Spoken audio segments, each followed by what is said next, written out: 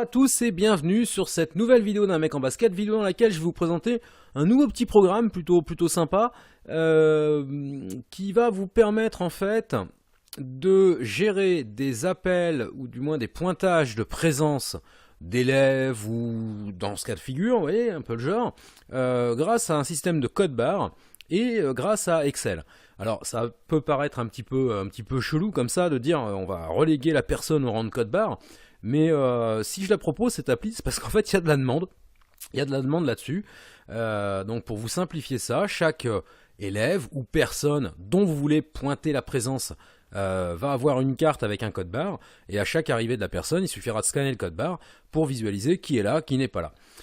Voilà, je vous présente ça tout de suite. Avant cela, vous êtes de plus en plus nombreux à vous abonner aux deux chaînes, hein, les tutoriels informatiques d'un mec en basket et les applis d'un mec en basket. Donc un grand merci à tous et continuez comme ça, hein, ça fait vraiment beaucoup plaisir de recevoir vos abonnements, vos messages, quels qu'ils soient. Voilà, donc un grand merci à tous. Allez, je vous montre tout de suite cette petite application.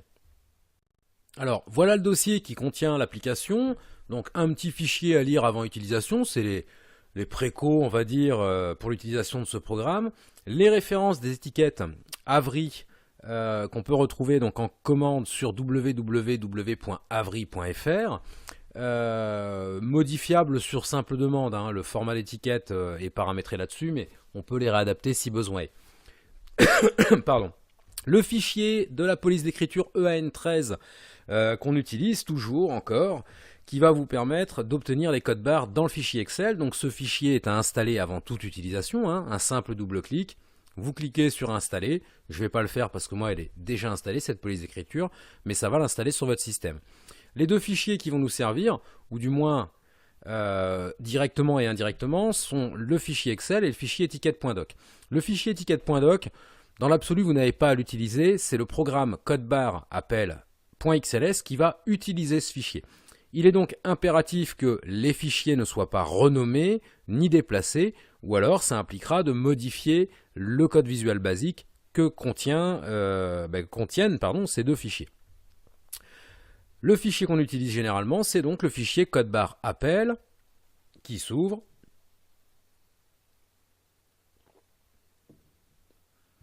Voilà, alors petit message d'avertissement, ça arrive selon la protection que vous avez sur votre fichier Excel, ou du moins sur votre pack Office Excel. Donc on peut modifier quand même, hein. C'est dû au fait qu'il détecte de la macro-programmation. Voilà, là il gueule, il n'est pas content. Vous voyez, c'est la première ouverture. Si je ferme et que je réouvre mon programme, hop là, plus de soucis particuliers. Donc il fait ça parce que j'ai déplacé le fichier. Dès lors qu'on déplace le fichier et que ce fichier contient de la macro-programmation, il gueule, il n'est pas content, ça lui plaît pas.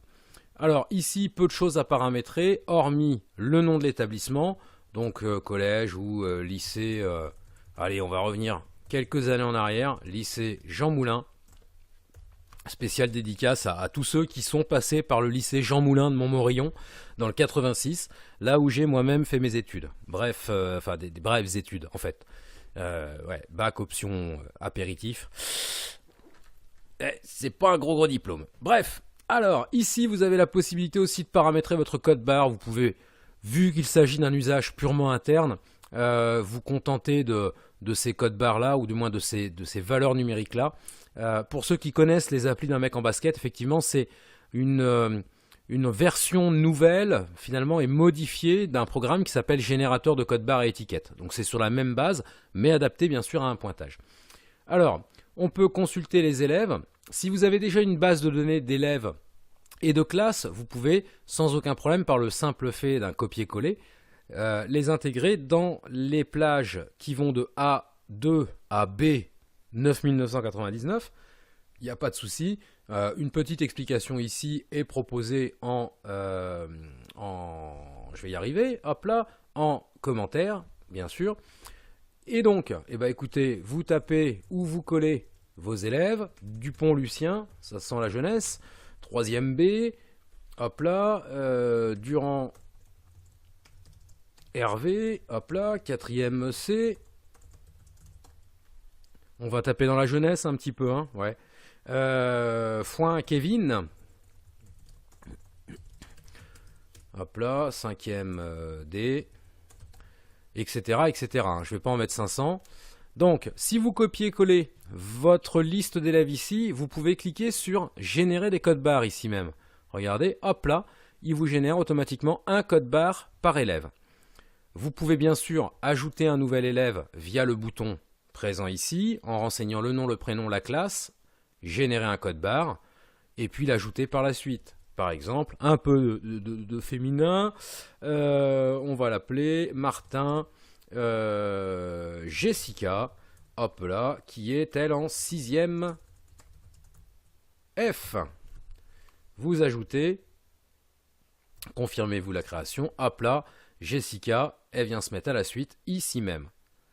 Voilà. Donc si je reviens à l'accueil, je peux consulter les élèves, les intégrer directement dans ma base de données via un copier-coller et générer autant de codes barres que j'ai d'élèves. Je peux aussi les ajouter un par un via l'option ajouter un élève. Ici, on va refaire quelques modifs, vous voyez, j'ai beau faire gaffe, on est encore sur ajouter un produit. Non, les élèves ne sont pas des produits, du moins pas avant d'entrer sur le marché du travail. Là, ils passeront du statut d'élève au statut de pion. Pas pions dans les lycées et les collèges qui surveillent, non, pions qui peuvent être déplacés gentiment de telle place à telle place sans qu'on leur demande leur avis. Voilà, donc le but de tout ceci est de pouvoir par la suite générer des étiquettes. Eh bien on peut le faire soit en générant toutes les étiquettes ici, soit en sélectionnant un ou plusieurs élèves ici. Je vous montre ça tout de suite. Alors donc on a créé notre liste d'élèves. On peut la classer par classe, on peut la classer par ordre alphabétique, etc. Et maintenant, on va générer les étiquettes avec code barre pour chacun des élèves. Donc, le travail initial, c'est de générer toutes les étiquettes pour tous les élèves. On clique sur ce bouton.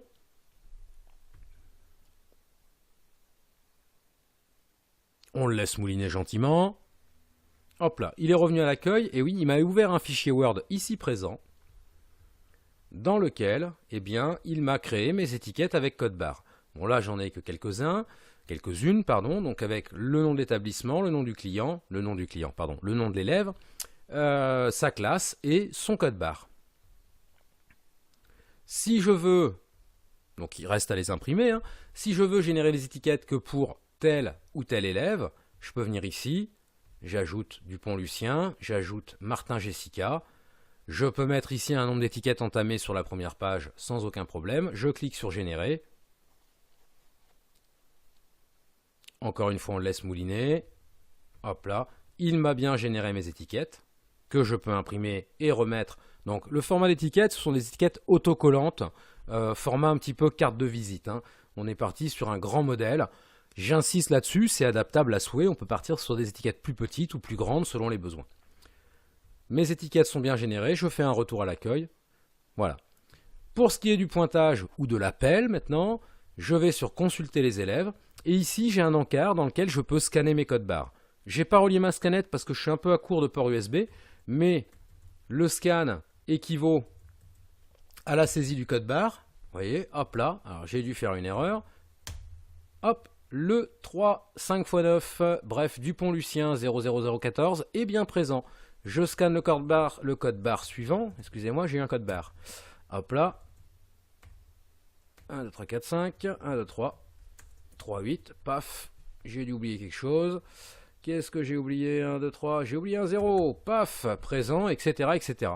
Et à chaque fois, donc dans mon listing, j'ai un visuel des personnes qui sont présentes, un visuel des personnes qui sont absentes, et puis un petit récap ici qui m'indique le nombre d'absents. C'est imprimable évidemment, il n'y a pas de souci pour ça. Et puis dès lors que mon appel est terminé, que j'ai imprimé mon document qui justifie qui est là et qui n'est pas là, je vais pouvoir faire une remise à zéro de l'appel et revenir à l'accueil. Un élève s'en va et est remplacé par un autre, je peux sans aucun problème lui attribuer le même code barre en remplaçant son nom ici par le nom du nouvel élève qui s'appelle nouvel élève. Hop là. Et qui est en classe de 5e D avec foin Kevin. Hop là, nouvel élève, je veux désormais lui imprimer son étiquette code barre, générer les étiquettes. Hop, nouvel élève, il est là, ajouter, générer.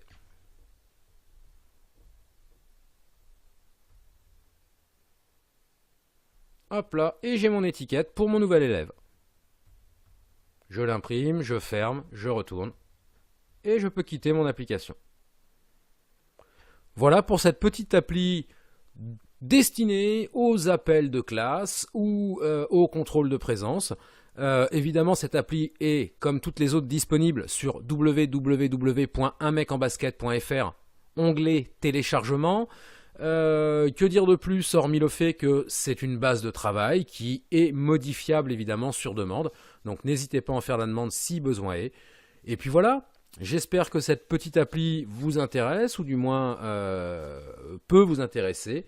Je reste à l'écoute de vos commentaires, par le biais du site internet ou par le biais de la chaîne YouTube des applis d'un mec en basket. Je vous remercie et je vous souhaite à tous et à toutes une excellente fin de journée.